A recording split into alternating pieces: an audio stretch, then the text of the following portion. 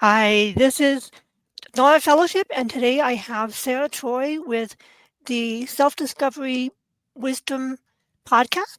She's an author and also a podcaster, and looking forward to talking with her. I met her through a Lineable, and maybe Sarah, if you would be kind enough to introduce yourself a little bit about what you do, and then we'll go into the first question, which is basically, what is your learning journey like? What Okay. was your learning journey like? My name is Sara Troy. I'm the owner and founder of selfdiscoverywisdom.com podcast network. I've been podcasting for 13 and a half years. I do it professionally. I branched out into books, what I call podcast books.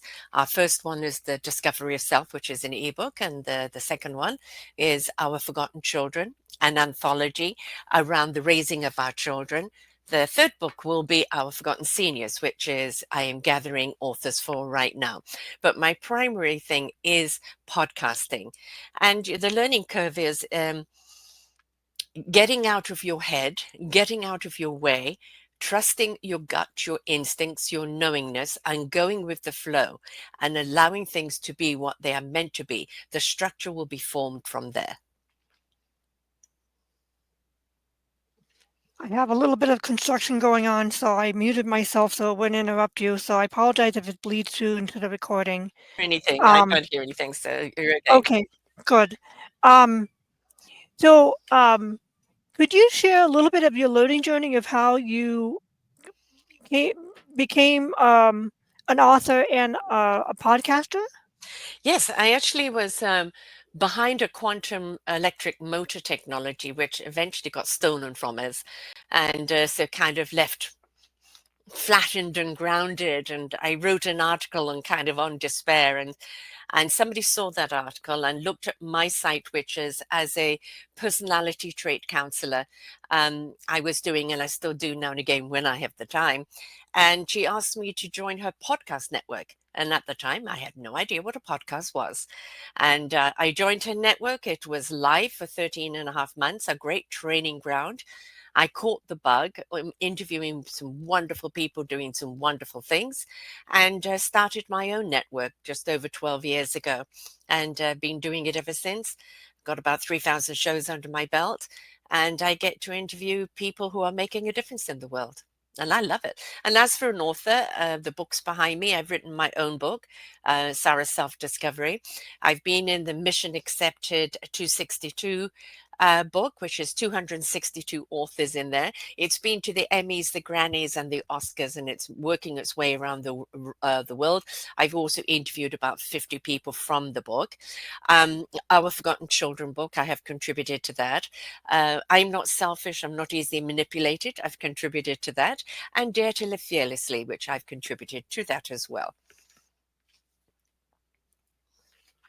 So, what inspired you to learn how to write and learn how to podcast? It was you got invited to the podcast first, and then you kind of got the bug. Mhm. Can you explain about that a little bit?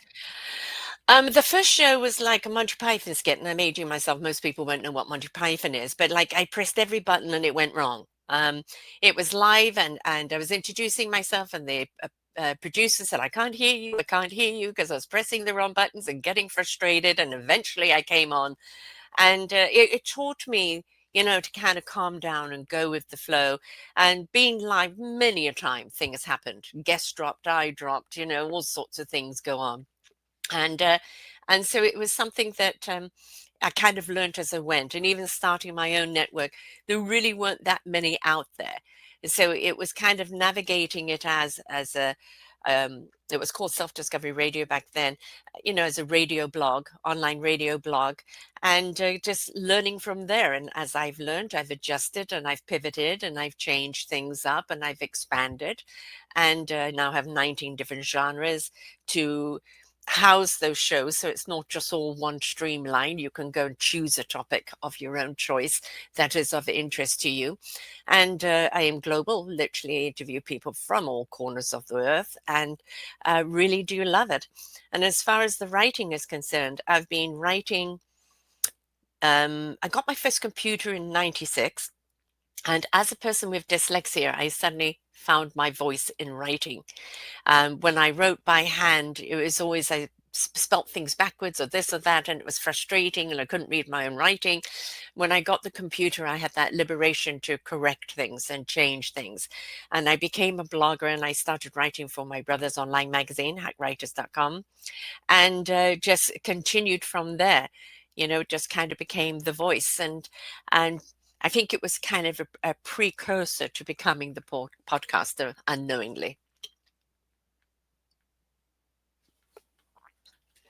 So, I really appreciate you sharing about the things, the activities that you were doing.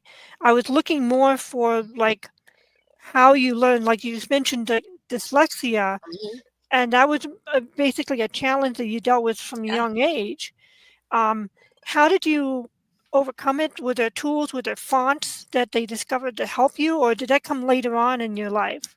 I didn't even know I had dyslexia until I was 21.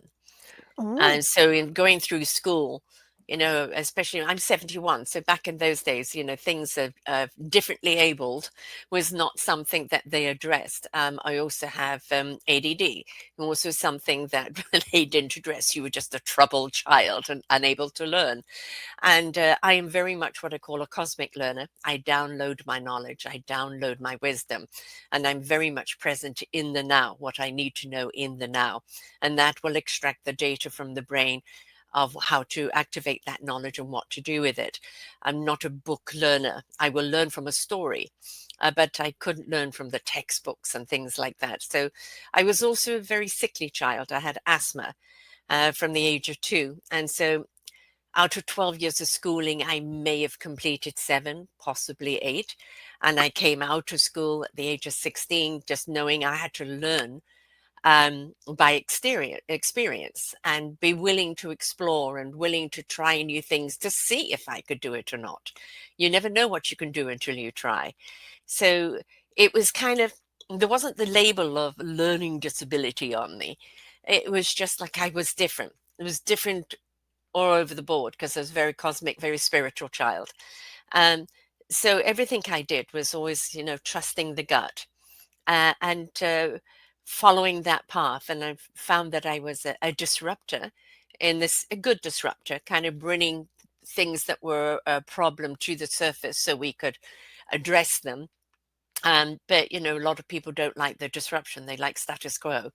And so, kind of shaking things up there, and I always have in some way or other. So it was just adapting and realizing that. I mean, that was what the selfish are not easily manipulated. My chapter in there was on the academics, that I was always persecuted for not being academic. You haven't got good grades, or you haven't finished a school, or you're not educated, you're this and that, and it was just like, how am I defined by that when I have the universal wisdom at the ready to download any time? And how come I know what I need to know when I need to know it that I haven't got from a book? And so it was that challenge for me to accept my knowingness, my knowledge, my wisdom, as opposed to the academic label that was on me. Or not on me. So I can hold my own with people with PhDs and this and that. We just find a common denominator language to talk about. cool. I keep muting myself because I can hear it's very loud on my end, so I don't want it to. If it does It's bleed through, not I don't coming want it through to. at all. It's not coming Okay, through at I all. appreciate it. It's just very distracting for me as I'm Hmm. trying to listen to you. Um, so I, I interviewed uh, Esther um, Lightcap Meek, who talks about loving to know, Mm. which you may not have heard of her before, but she talks about the intuitive Hmm. knowing and also to loving to know instead of just you Yes. know co- you Knowing know for knowledge sake. Yeah. yeah, Yeah. knowledge sake, just Yeah. Mm. it's kind of like relationship oriented knowing instead Yeah. of just a Database. utilitarian. Yeah. Yeah. And it sounds like that's the kind of knowing you're talking about that Very you much so. Very, very much so. The and knowingness is what you need to know when you need to know it. yeah, and Right. so um in our interactions and just coordinating all this stuff, you are very proactive in reaching out to me in anything that you just need to double check or clarify and make sure you understand stuff. And I try to type you an answer and stuff. And so you're very good at seeking the answers that you do need. Um, what Yes, do you mean rather being by over downloading? inundated. Yeah. Yeah. What do you mean by downloading information? What do you mean by that? Do you mean like internet or do you mean like No, spiritually? no, I mean universally. God, universe, source, spirit, energy, whatever you wish to call it. We are all particles of the universe. We are all energy signatures. And when you learn to tap into that higher knowledge, which doesn't have an agenda, it isn't out to prove anything. It just is a collective wisdom. And you allow it to sit in your soul's energy and you give it to your heart in truth. And it gives it to your spirit in action. It then extracts from your mind what you need to know that's relevant to that situation in clarity when you need to know it. And that means being present in the moment and trusting the wisdom that comes through you. It's feeling the knowledge, not thinking the knowledge. Interesting. Now, where did you where did you learn about this? I've been like this all my life. I grew up this way. I've been a dimensional traveler and just always lived in different worlds. And so for me, I thought everybody did it. And and again back at school I didn't do well, and I was very much a different type of child, and it was always, well, let's just hope she makes a good marriage, she'll never amount to anything, because it was not a world that most people understood. Quite essentially, I was put here to ignite heart and souls, but I didn't know growing up I I was. apologize. Can you repeat that? I couldn't hear you. It's kind of loud here. Okay, I didn't know that I was already in that space of heart and soul, that I already was a teacher. That's what I've been put here to do, to ignite heart and souls, to bring people home to their cosmic energy, their divine truth, their uh, galactic or universal wisdom, how to use it, how to be present with self, how to trust the essence of being, and not to be so human. We are beautiful spiritual beings having a human existence. What has happened, we've become human in a way humanoid, and we've dismissed the intuitive and the intellectual side of our soul and our spirit and our wisdom. And that's why we constantly kind of run on doubt and run on fear or run on something else. It's just a database we're running on rather than a connective to the wisdom. Oh. So you probably had a lot of trouble, like explaining this to other people and learned how to articulate all this for people over the years, because this is not mainstream thought. It's Yeah, become more mainstream it from the has. New Yeah. Age perspective and whatnot. Um, so, where? I was before my time. Oh, before before it was acceptable. yeah, That's why I was so different. yeah, yeah. I really appreciate you sharing that. So what? Uh, I'm gonna go to a couple questions here that are learning related, and then we get back into the spiritual stuff and the writing and the podcasting in a little while. But what are your current learning pursuits, personally and professionally? I think, exploration is learning, being open and ready to receive, not dictating what you should know, but allowing. So I'm always on a journey. Every podcast I do, I'm learning something from the person I'm interviewing. I've got three grandchildren, 4.5, 2.5, and a newborn. And they are wonderful teachers if we're willing to tap into their energy, into their world, not insist they come into ours, but dabble in their world and feel the excitement and the exploration and the wonderment and the possibilities that we've denied ourselves, and it ignites it inside of us again. So I think a lot of it is about willing to explore, willing to learn, willing to see there is no impossible. It's only just finding a way of what is possible, and just being open and ready to receive. and take the blinkers off and take the restrictions off. Mm. So, would you say that that encompass both personally and professionally, or just some Absolutely. professionally? Who Okay. I am personally, who I am professionally is one and the same. Okay. Um, I might it be a bit sounds like you may goofy have answered this personally. question, but you feel free to elaborate if you wish. But what have you learned that gives you meaning? Oh gosh, so much gives me meaning. Um, the honor of living, the honor of responsibility, accountability, of my instrument to play in life and my role to play in life gives me meaning. I think without meaning, we're lost.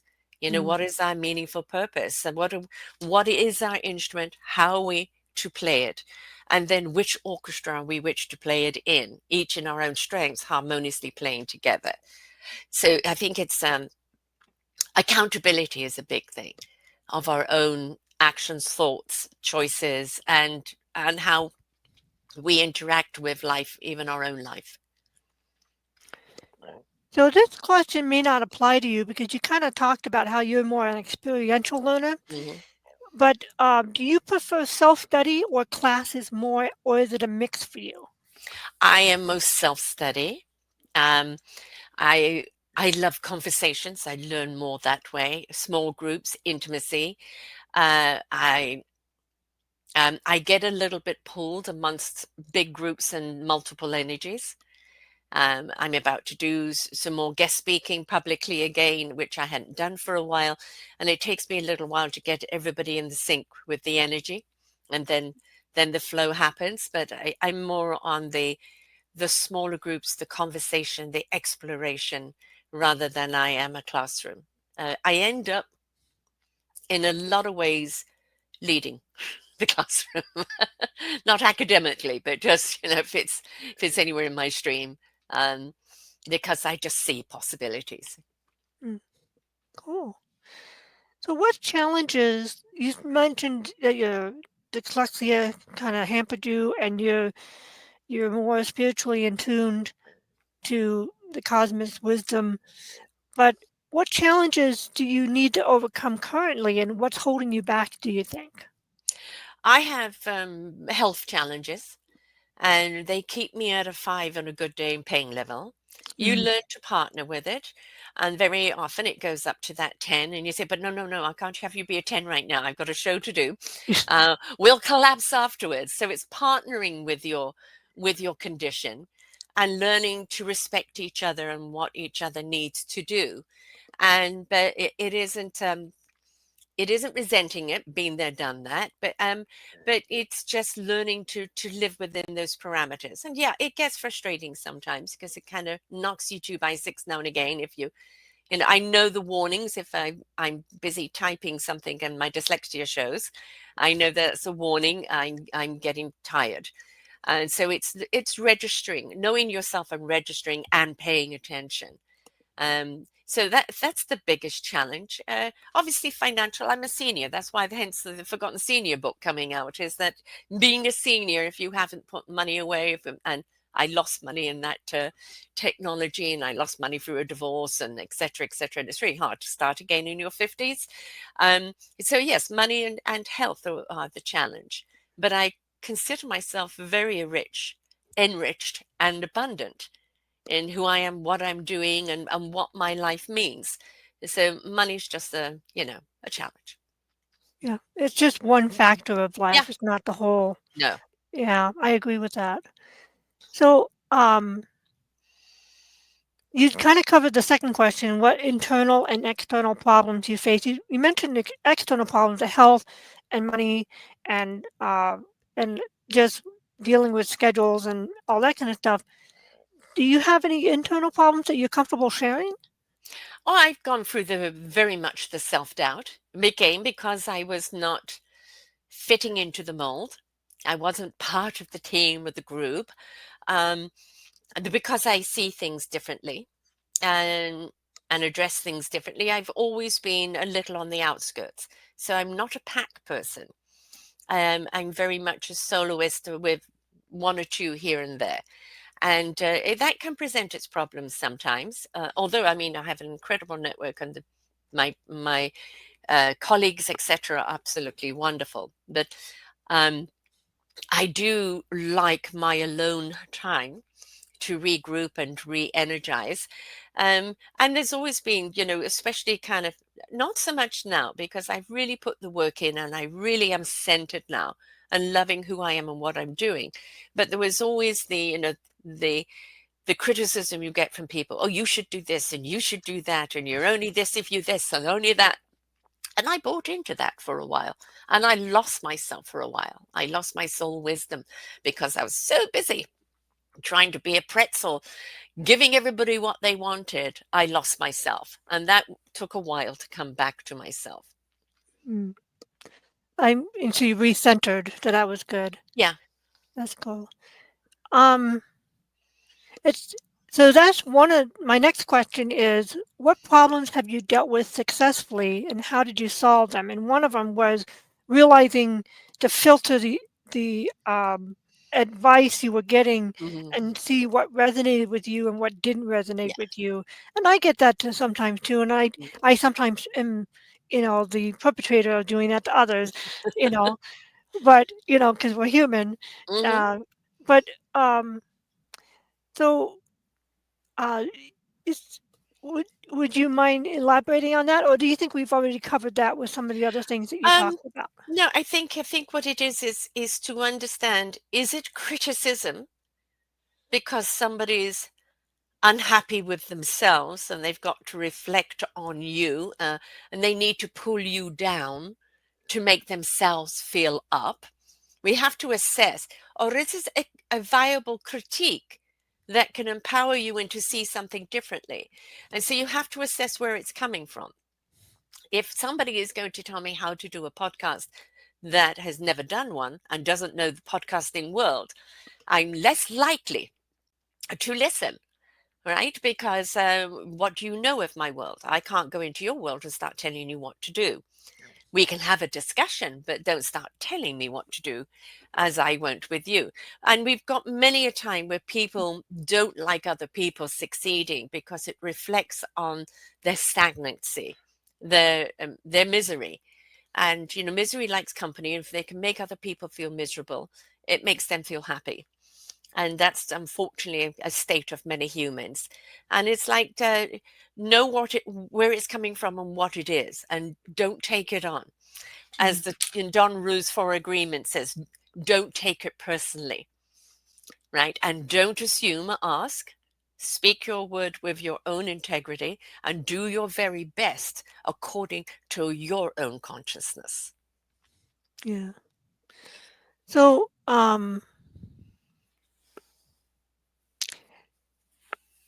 regarding the question of like how to deal with uh, how you dealt with things successfully, um, is one of the things you were saying is basically see where people are coming from when you get criticism, whether it's a valid, Yes. constructive criticism, Mhm. or if it's emotionally based and uh, more from they're dealing with their own Yes. issues. A reflection of themselves. Yeah. And so that sounds like that might be something that you wrestled with, that you said that you wrestled with. Um, have you had any problems that you dealt with, technically speaking, with writing or podcasting, and Oh, how you technically, solve those? yes. So, would you give me us an example of Literally how the you use technology. learning to help you with the technical things? That I'm the, technically, I mean, I'm actually amazed I can do as much as I can do technically, right? And I pat myself on the back for it. But then I run into this problem where, it tells me to do something, but what that's telling me to do doesn't match with where I'm meant to do it. And I've actually found ChatGPT to be incredibly patient and wonderfully supportive, and then just patient with me, even says it's okay, let's just take a breath. What we're going to tackle it from another side now, Wow. because it is the technical side of things that sometimes can be a little just too much for me. Especially when things go wrong. I'm dealing with that right now. Phone call after phone call, a chat with some AI somewhere after, and every time it says the problem is resolved, it isn't. It presents another problem. Mm, So, yes, it can be very frustrating, but and so time consuming when where I could be doing so much more with that time.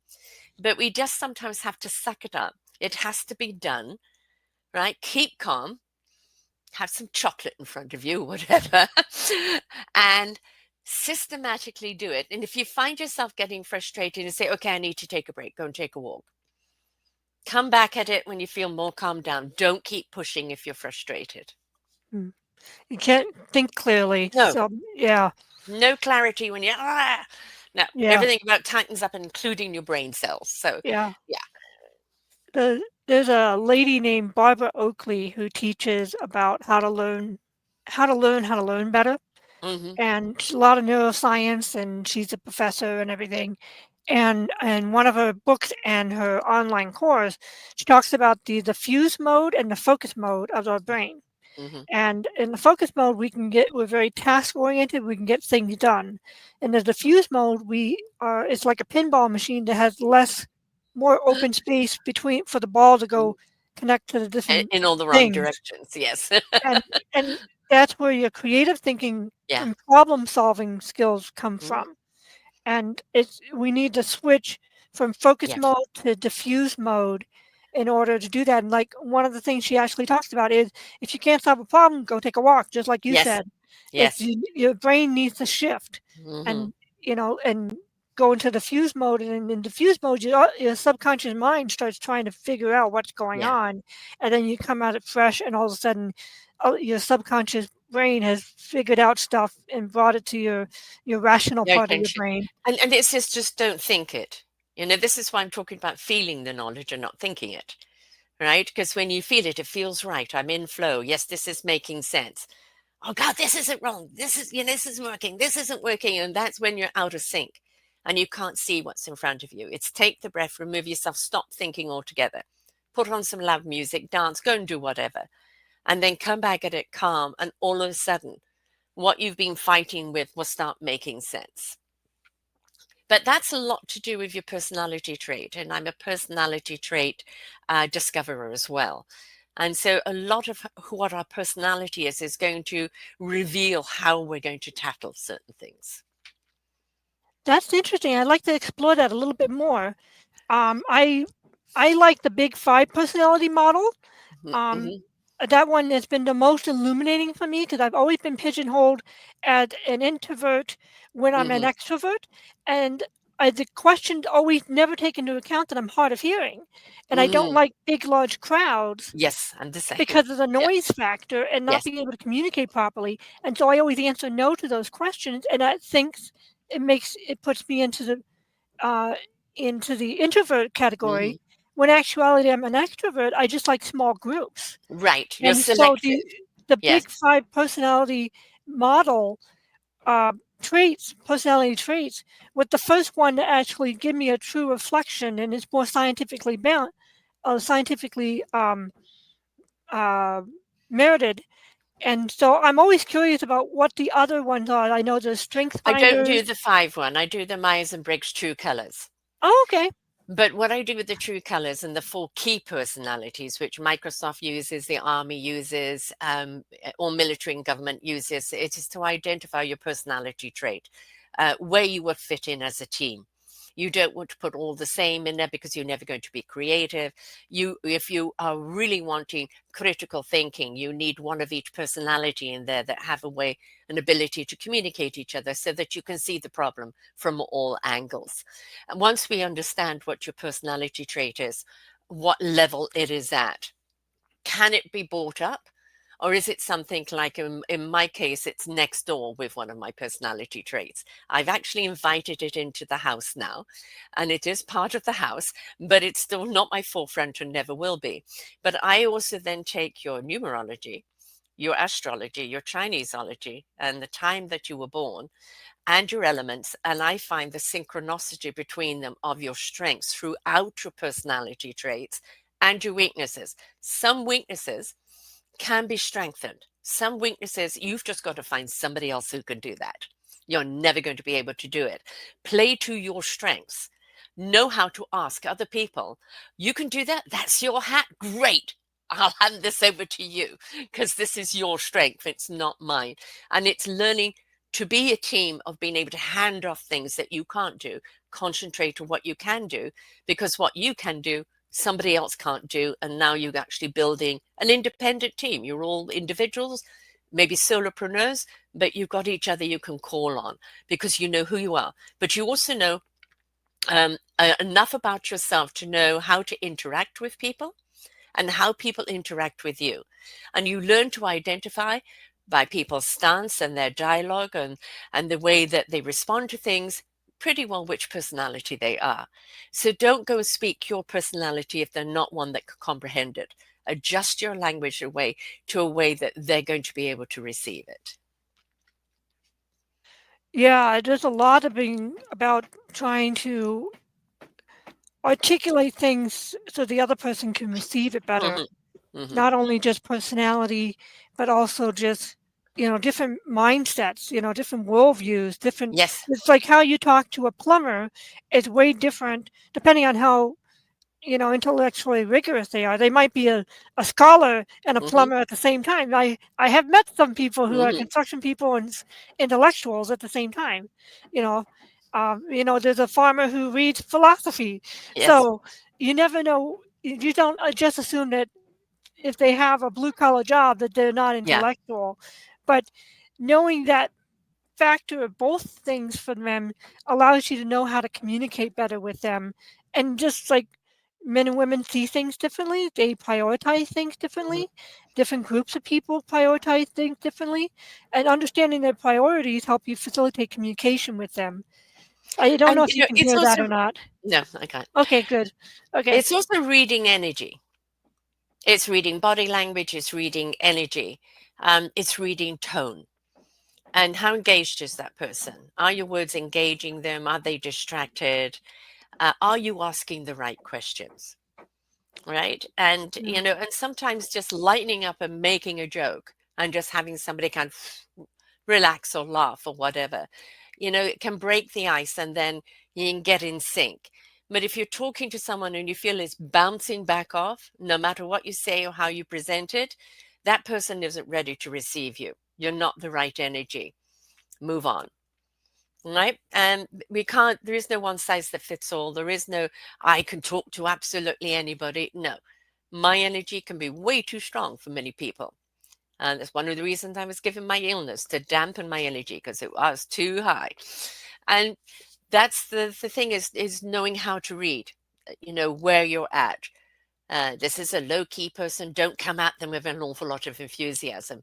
Be inquiring, right? Try and get them to speak. And then from there, how you can connect.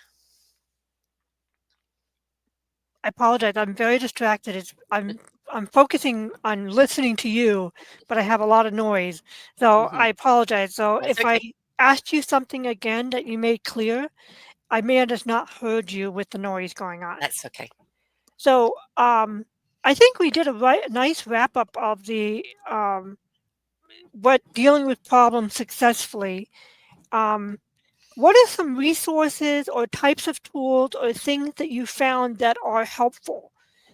So, like for other people who deal with dyslexia Hmm. later in life, understanding what we were dealing with, what helped you with that, and then branching out from the dyslexia, what other things did you find resources and stuff find helpful? There weren't resources at my time when I found out, and I kind of didn't even quite know. I just knew that writing was awful for me. I could, sometimes I speak Yoda. I can reverse words, but and that's came when I'm tired. But I could hold a conversation, but I couldn't get it down on paper. And even if I was reading something, I may reverse the words around while I'm reading it. So sometimes actually reading something can be hard out loud. And I think it was is when I became aware of what it was and what the obstacles were. I gave myself more leeway that, it's not me per se, right? It's just a condition that I have, an obstacle or a challenge. And what can I do about it? But I will say that when I got the computer, and I started to write, and I could correct things that were wrong. It gave me liberation to write, to speak, to express myself that I felt had been repressed for a long time. And so I didn't kind of look for resources or study. For me, it's life study, but also through, you can't do this amount of shows from such diverse people from all over the world doing such incredible things without picking things up, techniques and skills and abilities that you didn't know about before. Cool. So, uh, so it sounds like the podcasting was a Mm, really good source of new information and yes. learning for you. So that's where you gain most of your knowledge from and different things, picking things up from other things. What's an example of something that you learned from a podcast that you did interviewing somebody Mhm. that you ended up using, like, you know, some kind of like ChatGPT or whatever it is? Um, Gosh, there's been so many. There was one recently I did in the last few months, the 7 word philosophy, which is quite fascinating. This gentleman has studied people across the board and asked them 7 words that they attach to. And they are the 7 words that are formed between about the age of 3 and 7. And there are words that become the driver's seat. You're not enough, you're your people pleaser, or this or that. It's stuff that's ingrained in us as a child. And it's like you don't get rid of the words, but what you do is you put them in the trunk or in the back seat. You don't let them drive. And so I actually did the true colors on him, and he did this on me, and it became quite fascinating of which words have been in my driver's seat. Not so much now because I have done so much work, but still being aware of the words. Like I'm not a I'm a people pleaser survivor now, right? So it's learning that those words dictated subliminally for so long that were picked up as a child, because as a child you want to please, you want to be seen, you want to be noticed, you want to be loved, you want to be cared for, and then you get these words over and over again, not good enough, or unless you do this and when you do that, and they become words that subliminally become the driver's seat. So when you're aware, you put them where they belong, and that's not in the driver's seat. You take charge of the words that you want. So that was a very powerful one. Cool, that was fascinating. What I couldn't hear the name of it. What It's was the it called? 7 word philosophy. 7 word Yes, philosophy. Oh, that's interesting. Jerry Goradarino is an Italian name, but if you put in Ah, 7 word philosophy on my site, it will come up. okay. His book is here somewhere, actually. I always rotate the book, so I'm not quite sure where it is right now. Um, but yes, it's really quite fascinating. There's been so many people that I've interviewed that I became aware of, um, and that opened up my eyes. And I would say that for the 13 and a half years of doing this has become my healing. It's been my own self-discovery through the interviews that I've done, and really learning it's okay to be me. It's okay to be different. And that, yes, I was not a trailblazer, but I was it before it got fashionable, and that it's okay to own who I am unapologetically. Cool. I'd like to tackle a couple little questions here, and then I'd like to go into your writing and podcasting more in depth. Um, what, um, in addition to the 7 word philosophy, what have you learned that you found helpful? Obviously, breath, any breathing styles. As an asthmatic, we don't realize sometimes we hold our breath, and because any kind of too deep or too sudden can set the asthma off. So sometimes we're inclined to hold our breath without being aware of it, and learning to breathe through anxiety. Another thing was tapping, EFT, emotional freedom technique. which I use all the time, especially in the shower, because water is a conduit. So it's a wonderful thing to combine with it. An emotional technique can be done anytime. EFT can be done anytime, anywhere. And it really is one to defuse the situation and to bring you down and back to center. And there's been quite a number of other things along the way. But I think the most important is to understand our human resilience, that no matter what people have been knocked down with, and believe me, some people I've interviewed, it's horrendous with what they've had to go through that no human should go through, but their resilience and their discovery of their courage, their strength, and their abilities, and their ability to stand up now and share that story without the pain, without the attachment to it, but in the liberation of who they are. Instead of it happening to them, it happened for them. And in that discovery, they discovered their meaningful purpose and just how awesomely flawsome they are. That's really encouraging to hear. Thank you. Yeah, people sometimes what can crush some people can Hmm. help other people overcome. They just, grit and also just reforming who we are Yeah. to the ashes, being reborn like Hmm. a phoenix. Yes. So, I would much rather they didn't have to go through any of the bad stuff. Right. But Exactly. suffering comes to us all in one Yeah. form or another. And That's what I say my podcasts are about. It's like we're helping you avoid the Grand Canyon. Just have the potholes. Because if yeah, you learn from us, right, you learn to apply these techniques, you won't go into that great big hole of the Grand Canyon. It'll just be yeah, potholes that you're tripping on and you can pick yourself up from. Right. yeah, So it's learning and not waiting for the cosmic two by four, or not, not a triple cosmic two by four, yeah, learning to recognize the signs before you get knocked down, or to understanding being knocked down doesn't mean you can't get back up and get right, back even better. right, yeah. That's encouraging. So I'd like to talk about more the heart and soul and the motivation and the um, more in depth, whatever you're comfortable sharing of the writing and the podcasting. Because you know they're both very information dense, Hmm. um, written word. Because like podcasting, get all these um, help technology. Um, what do they call it? Frequently asked questions and documentation of how to work the different software and all this kind of stuff. And that can be kind of challenging with Hmm. your dyslexia and Yes. also your ADHD and all that Yeah. kind of stuff. And how do you just you, does chat GTP help you kind of summarize stuff and get the nuggets of what you need? What I've done is I've learned to bring my gold personality up, which is that structure personality. And what I through trial and tribulation, I created a form, a show form, which got sent out to you for you to be on my show. Yeah, And it's a simple form of how I work, what to expect, what to fill in, right? And then sometimes people send me like a resume, or something that goes on for pages, and then I'll give it to chat to summarize and knock down into a more mm, blog type readable.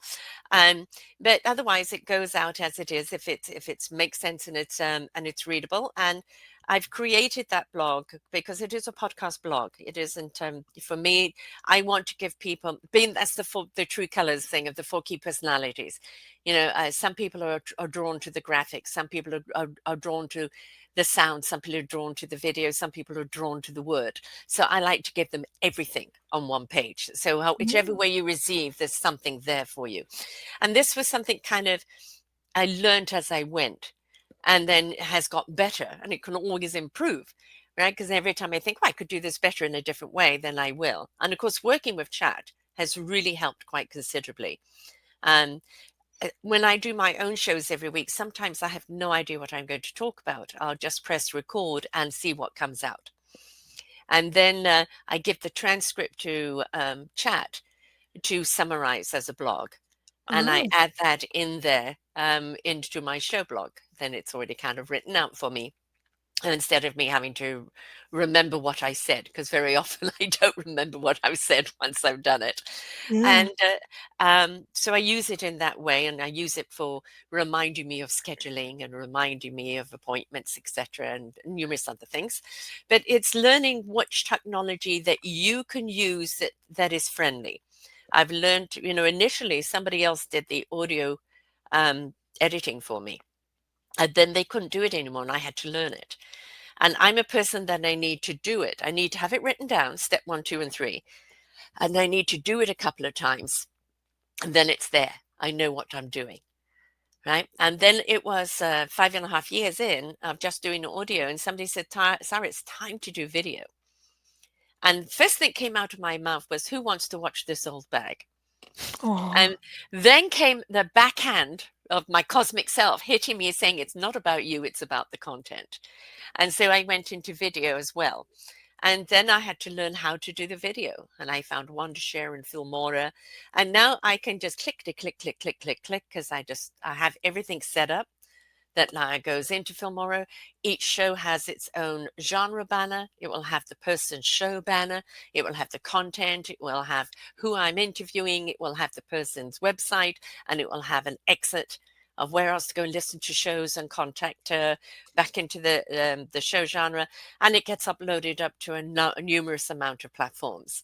And I've got a system now, but it took a while to get that system. And I have to make sure that when I'm doing that system, because if I've got 4 or 5 or 6 shows in a week, I kind of upload them in sequence. And in that way, I'm just kind of cut, pasting, repeat, repeat, repeat. If I get distracted or I get thrown out, I forget where I am.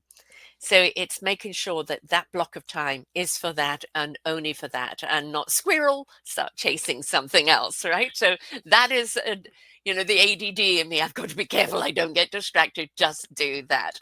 Um, yeah. and, sometimes I do drop the ball, kind of, if I don't write appointment down in the calendar, I may forget it. If I don't write something down to follow up on, I may forget it, because I'm very much a now person and not always, what did I say, what, when, so chat's become my assistant on there. But when all of these programs decide to upgrade, they go and change things. And then that becomes a challenge, because all of a sudden, what used to be dick is like, what? Where? What have they done? And it's having to learn a whole system all over again. And that can be kind of a little tiresome. But again, you get to adjust. It's just a learning curve. But for the most part, I've got the technology down. And as long as they don't keep changing everything, I'm okay. Except I recently moved my site from one platform to another. And my site was called different names beforehand. And before all those names, the domain names were forwarded to the current one. Now, all those names seem to have disappeared, and we can't find them to forward them. And I have literally spoken to HostGator 5 times. I've spoken to the other thing, and it's like, where are they? How we forward them? Oh no, you've got to go here. What? I've never even heard of this company. Why is it over there? So that can be very frustrating. And when I did move it over to a new platform, it was meant to be easy, easy peasy, and it wasn't. And one of the gentlemen I've interviewed that is a colleague around here, he said, Sara, he's a tech person. He said, I'll do it for you. They found it difficult. They ran into problems. So I didn't feel so stupid. And yes, it's ended up being things that aren't as easy as I thought. But again, is that once you get the system down, you're okay. But it's always that adjustment and learning a new system, especially with the dyslexia. Never do it when you're tired. All right. With the ADD, don't do it when there's so much on your plate already. Make sure you block a time out that I'm going to address this in this time. And it's going to take time. So make sure you have that block of time to do it. That's really helpful. Thank you. That was very comprehensive. So, let's see. We have about 15, 20 minutes left.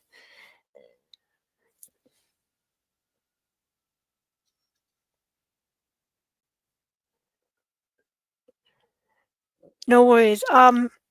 So let's talk about the writing a little bit. So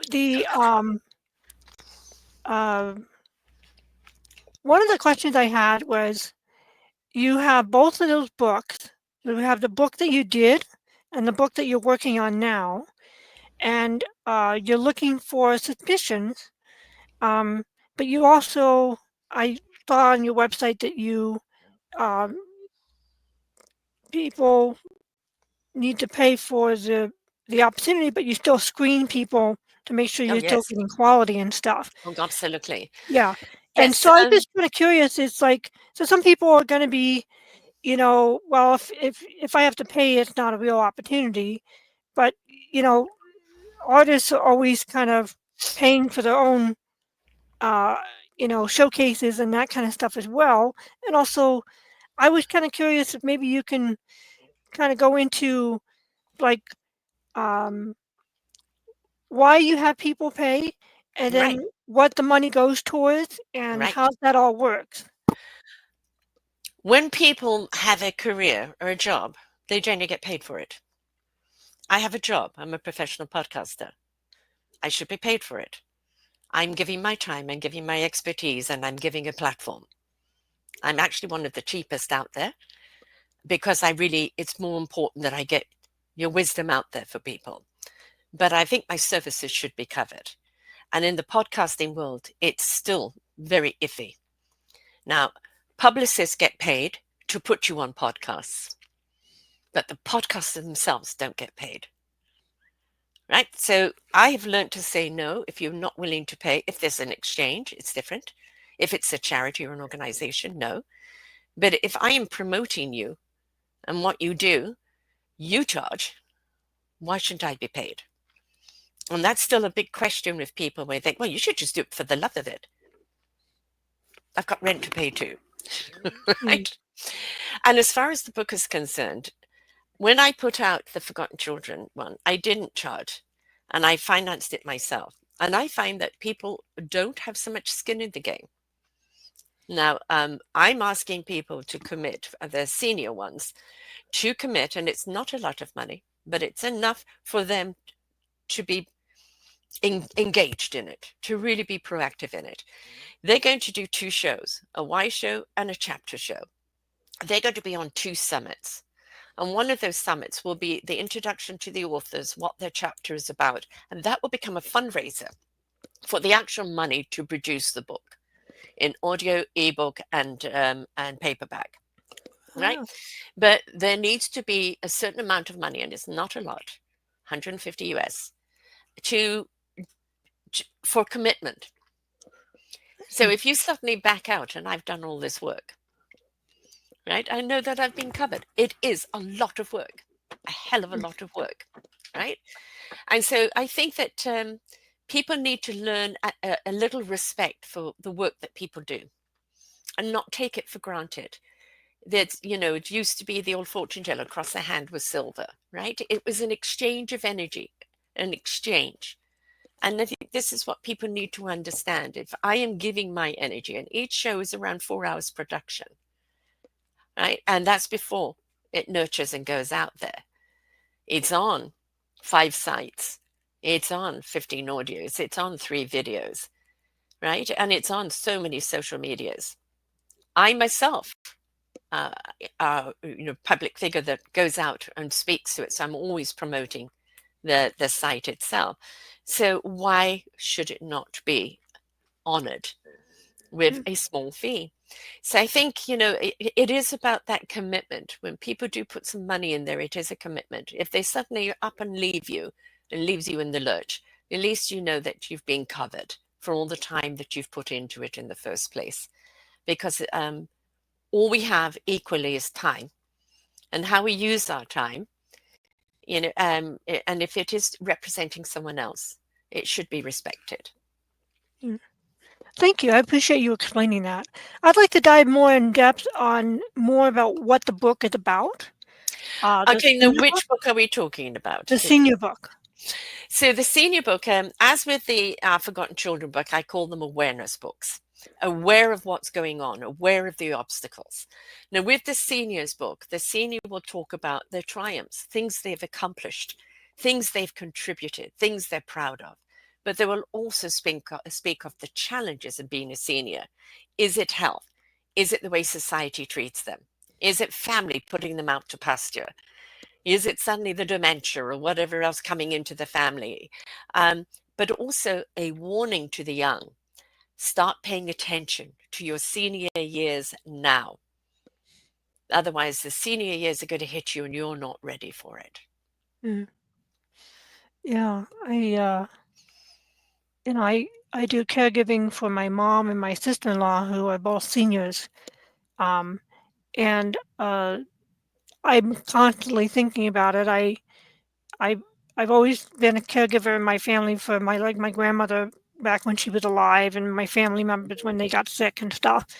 And um, I just turned uh, 50 in June, last June, and I started thinking, okay, what am I going to do with my senior years? Yes. And start figuring out, I'm starting to get arthritis. And Yeah. I'm like, I need to actually go to the doctor and figure out what the exercises are to kind of like Don't go to the counteract doctor. that. Go to what they call the alternative medicine. They're far better on treating things like arthritis. Ah, Doctors will give you pills. So yeah. you want to avoid that. There's many nutritional things and exercises you can do that can help your arthritis. Okay, cool. Thank you. We've covered them Um, quite a few on the show. oh, okay. I'll try to go through the links and the stuff.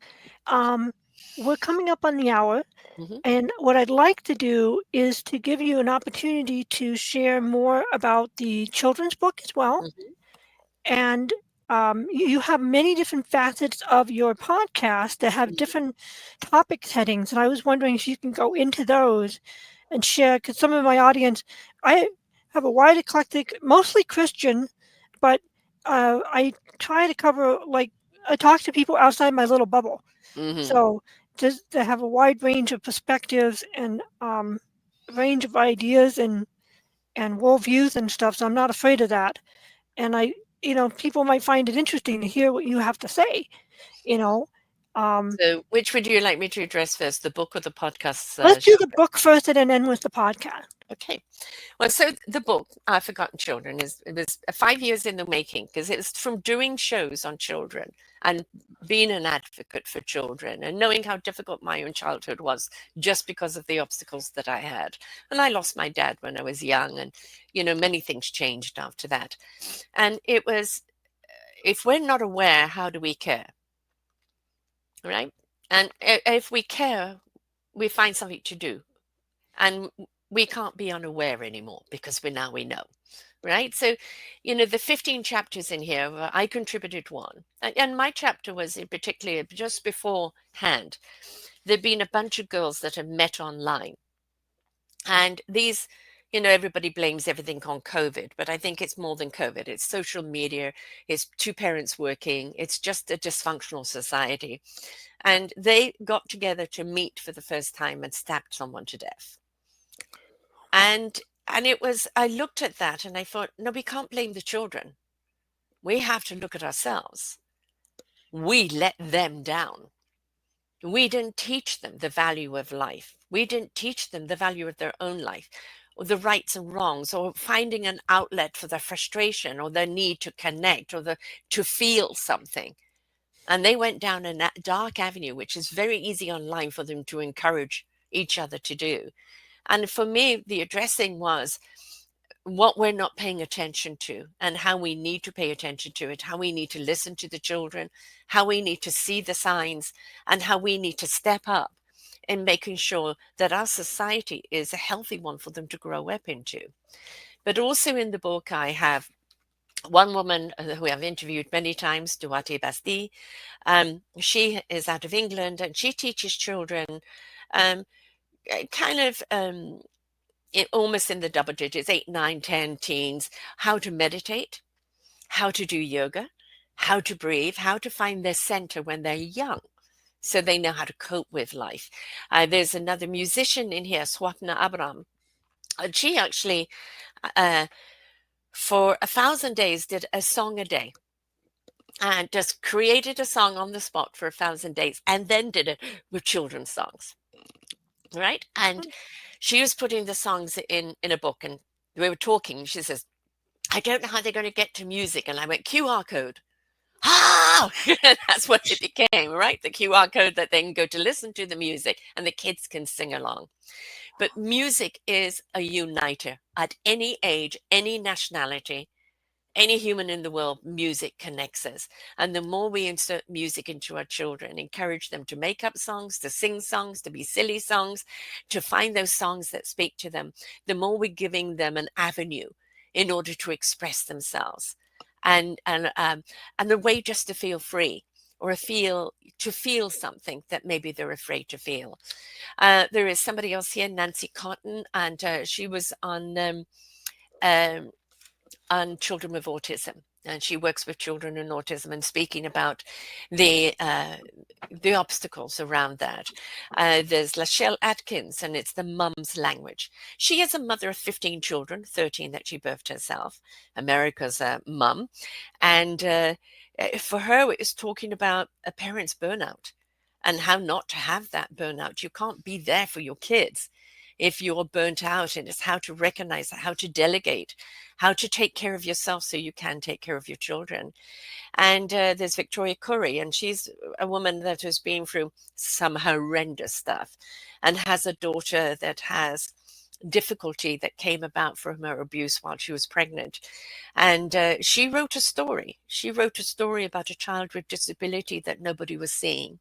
And she decided that her chapter was about that. And Alexander Johnson, it was a mission to love, very much faith-based, and about how to teach love to our children, how to show love to our children, and how not to be afraid of love and what love really is. And, helping our children, the troubled and vulnerable, heal. And there's Christina Cordero talking about a particular disease that her daughter has, and it's the PLEO, Parents Life Online, and in Canada, that she supported. But it was talking about an illness that she didn't even know about, and trying to get help for it and support for it and understand it has just been really, really difficult. And the healing of the parental trauma. And Buddy Fortin, who is a parent advocate, and helping parents become parents, and skills and tools and how to navigate being a parent and what you can do. And Novelette Brown, who is a foster mum, and she only fosters boys. One of the boys that came to her at 16 had never been hugged before, just never been held, and they've just been tossed from one to the other. And how she, even when they time out, she keeps them until they're educated, until they can stand on their own and they've got a future before them, a complete and utter devoted woman to it. And Michelle Gaffin Stone, who, she works with she's actually been a nurse, and she works with parenting, battling all sorts of things, and very much neurodiversity, and understanding behavior, which is sometimes behavior isn't bad. It's actually a statement of how they feel, and they don't know how to feel in any other way. So these are the 15 people that are in the book that have contributed, and each one is coming from their own life experience with children, with families. And again, it's when you're aware, you care. And if we could just get people to shift from what they think is normal or what they think is mainstream. We have to look at our adulthood today, and most people are disconnected and dysfunctional because of society's expectations, especially since social media has become the leader of our humanity, and we've lost the connection with source, soul, energy, God, and the divine. We are a people that don't know how to connect to self, to source, and we don't know how to connect to each other. And we really need to remind people of that. Listen to our children. Stop dictating what they should be. Stop controlling them. Stop putting them in a box. Listen to them, nurture them, water them, let them grow to be the beautiful, beautiful blossom that they are. Just give them the structure and the tools they need to be all they're meant to be. That was very beautifully said. I appreciate you sharing that. It just has so much depth to it, and so much. It's like a very well-rounded book. And And I hope to do more. I definitely hope to do more. It's always a balancing act. I only work mhm. 3 days a week now because I'm grandma the other days. Aw, And so, it is a balancing act. And the next book is the senior one. And then I want to go back to book 2 on the forgotten children because there's oh, still so much more to cover. But I'd isn't it? like to team up with someone to do it and not have to do it on my own because Yeah. it is a lot of work. So as this sounds something that you might be interested in, we'll have your contact information and website information and the links on the different books in the video description so people can click on through and contact you directly. Right, Um, wonderful. yeah. And so I'd like to talk about the podcasting a little bit and Mhm. then shift gears to wrapping up the show so that you can go to your next appointment. Um, Grandkids. so that's okay. We're up at a Yep, minute, we're doing fine. Yeah, but an I've got a hour. newborn to go and So hug. so I just I'm I'm watching the clock, making sure we're That's okay. okay. Um, so I went to your website and I apologize I didn't go there today to double check it. But what are the different types of topics that you cover and have genres of areas of podcasts specifically for those topics that people can learn about? I'm Um, just going to bring up my phone because I can't do it on the computer as we're on here right now, but I yeah, no have worries. 19 different genres. And the reason I went for that, because of course I started out with one. And the reason I went for that is because I wanted to I wanted to represent people and the topics that they were at. And so I'm just bringing that up now because it's on the phone. So menu. If we can't get through all of it, you can pick the ones that you want to cover Yep, and then nope, I they can can go to the quickly go through website. it. I'm just bringing it up to make sure I don't miss anything. Yeah, no So, kind worries. of the main one is choose positive living, which is kind of the catch-all, because choose positive living is a choice. You can live positively, you can live negatively, right? And it's we want people to choose to live positively. So, the choose positive living is for people with positive lifestyles and how we can choose to live a better life. Ignite your heart and souls is the spiritual one. It is how do we connect to the universal wisdom? How do we tap in to the God wisdom? How do we become the essence of who we are? And those shows cover that a great deal. There's my own show, Sara's View of Life, where I share whatever I share every week, and it's different from week to week. Building your business. This is where I do the shows, and solopreneurs and small companies, etc.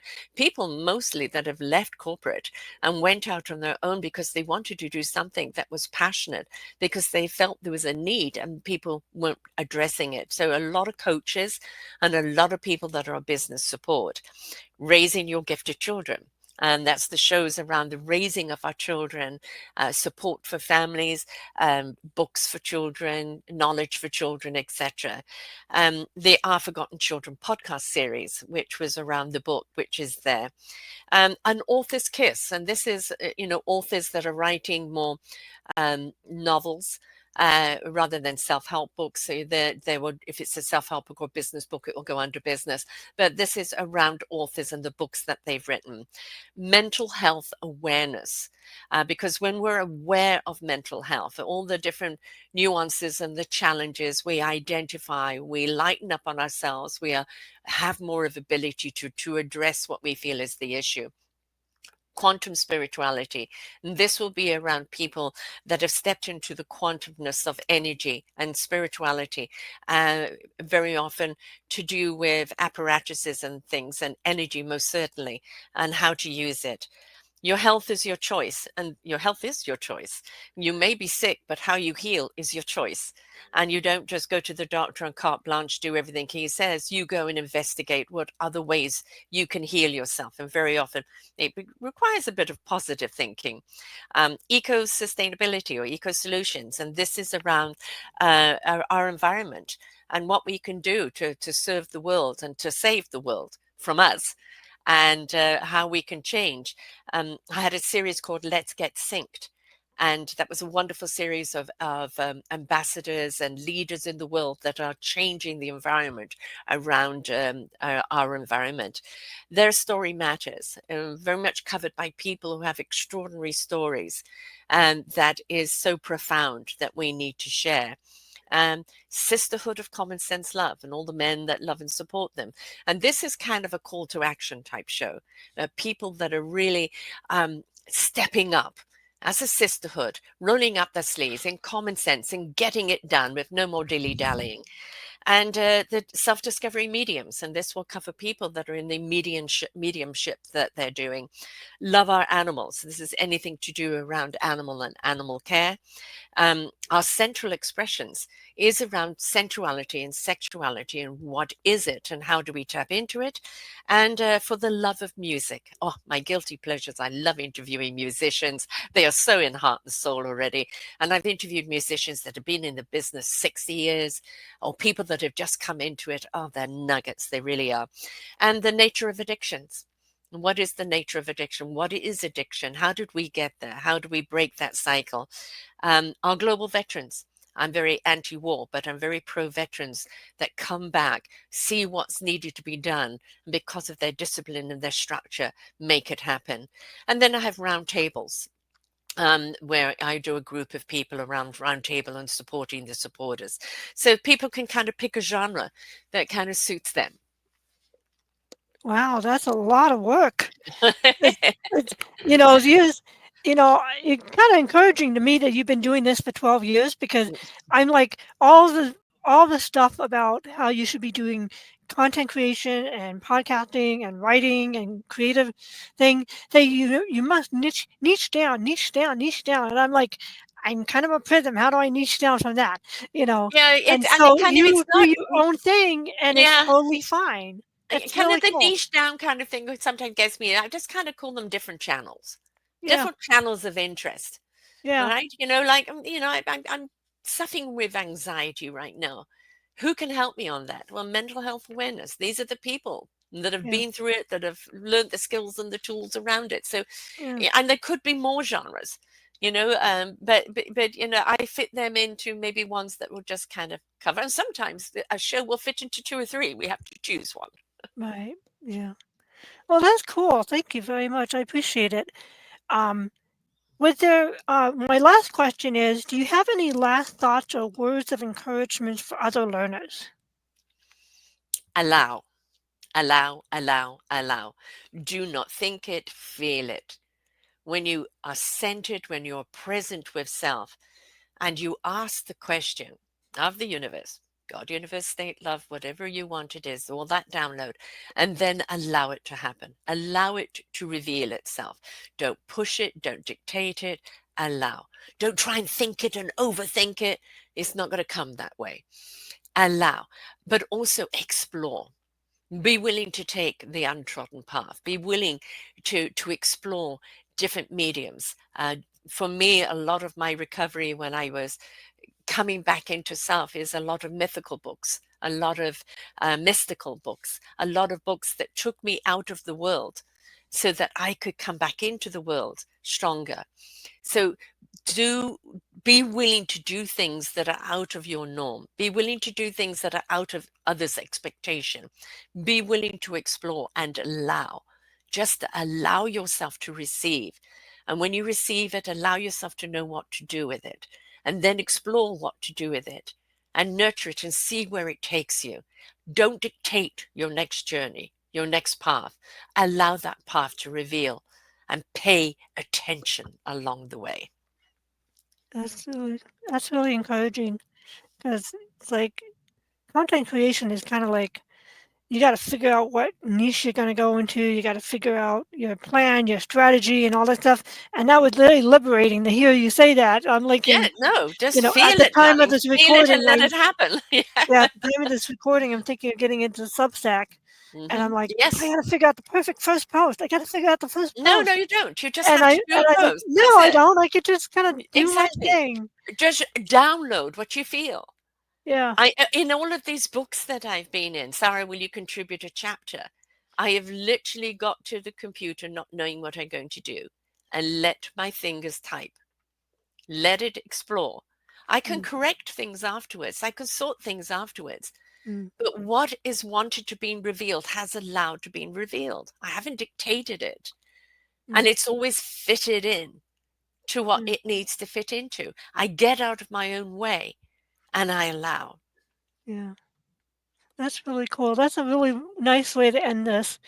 So, thank you very much, Sarah, for being on Nara Fellowship, and thank you for your time and your attention, everybody, for watching. And we'll see you next time.